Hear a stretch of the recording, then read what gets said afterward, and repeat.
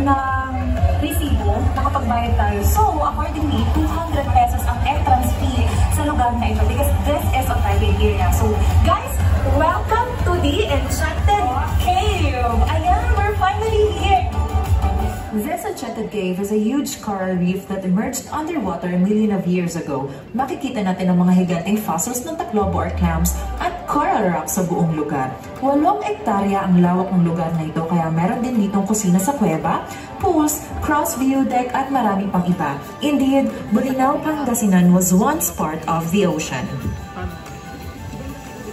Hi sir, ito bala siya na may tutulong sa akin papunta sa cave. Ko lang yung kahit ganyan si outfit. Kasi ma-outfit outfit ako ngayon. So, pag napapasok ka ng cave, bakit required pa rin ng ganyan? Sumauuntok ka pa rin, especially sa mga taong matatangkad. And of course, meron silang mga ganyan kung maliligo kayo sa cave.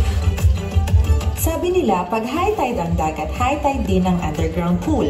At pag low tide din ang pool, pero bukal ang tubig na parang salamin sa linaw at linis. Pag high tide, umaabot mula 10 to 12 feet ang lalim ng pool, habang 7 feet naman pag low tide.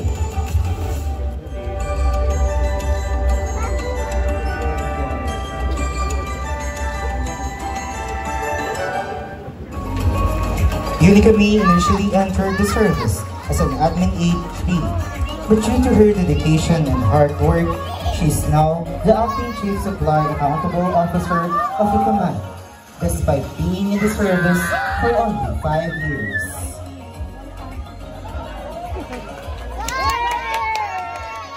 Unica May versus Brito Supply Accountable Office Command Group.